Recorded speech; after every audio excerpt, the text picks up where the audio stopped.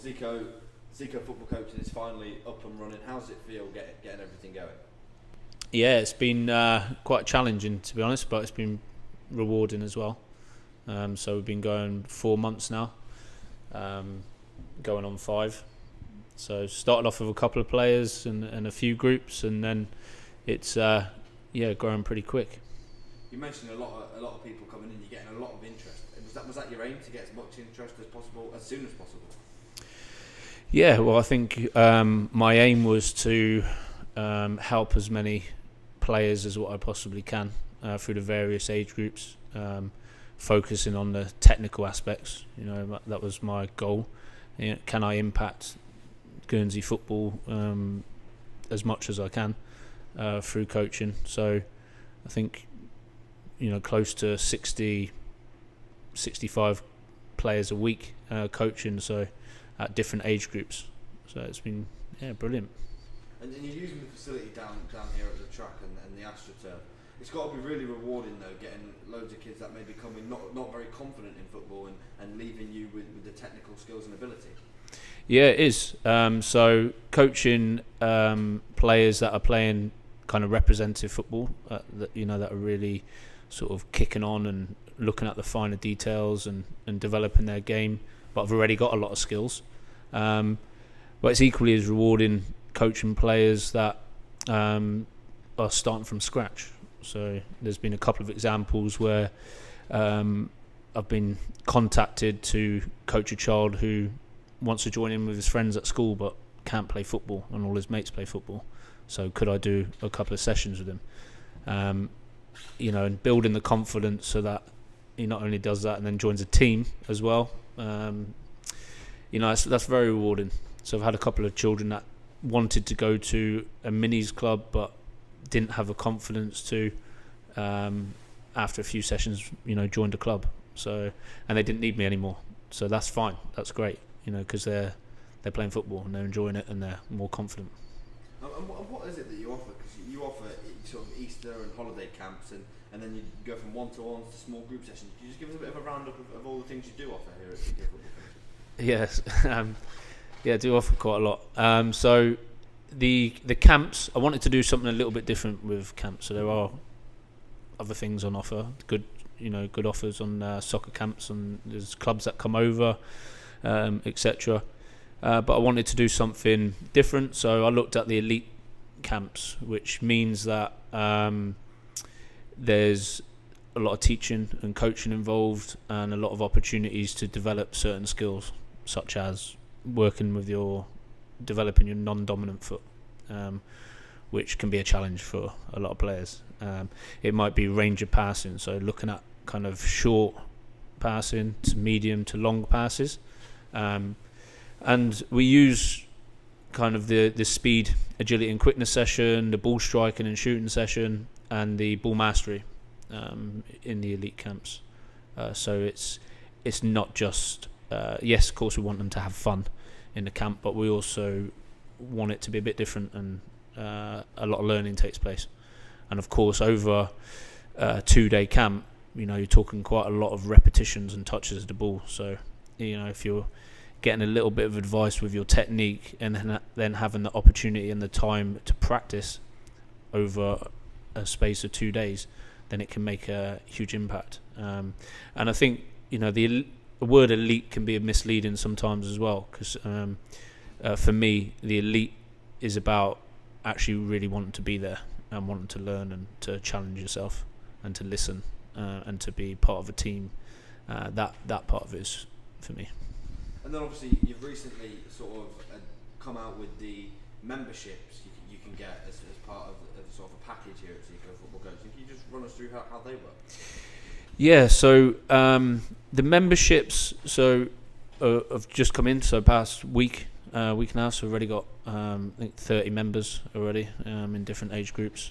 So just wanted to kind of look at the academy aspect of it, to have a bit more consistency with the groups, so that it allows me to work with a set group for a longer period of time.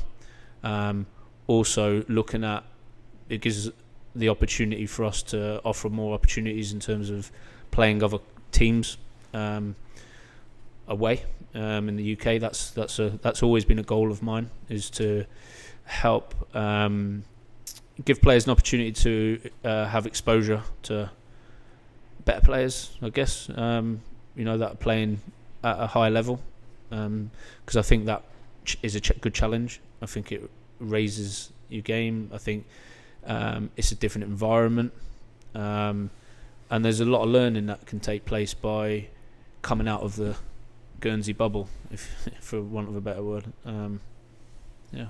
I know you touched on a little bit of it there, but you mentioned you wanted to go away, maybe to making up age groups and teams as part of like an academy.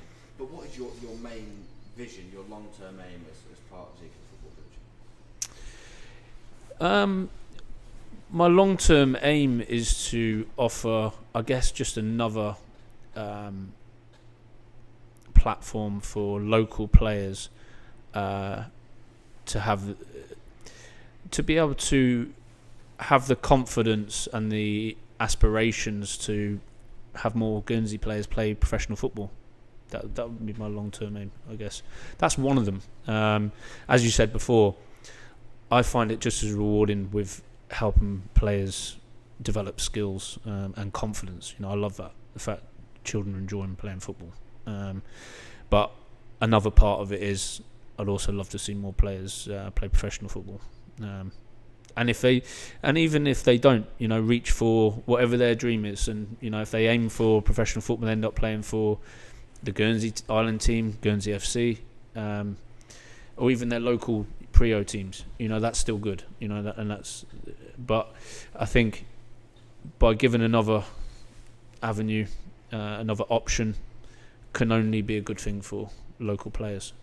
And what? So obviously you were a youngster once as well, aiming to go pro. What would be one piece of advice you would give to young boys and girls out there who are wanting to grab hold of that dream? Yeah, well, I think my background has obviously influenced me a lot as a coach, because when I was 10 or 11, I was going over to Southampton every summer holidays. I mean, I don't think you'd be allowed to do that now, but that's back then. So I was training with what was called School of Excellence.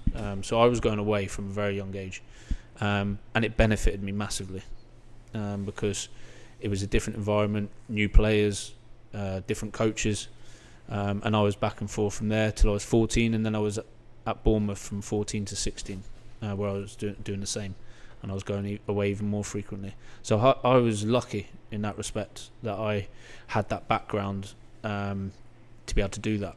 Now, not everyone's lucky enough to do that, and fortunately there's a lot of football on offer on the island now, but it's not the same as being off island or at professional clubs, obviously. So I think with that, where was I at? What was the question again? Advice. My advice. Sorry.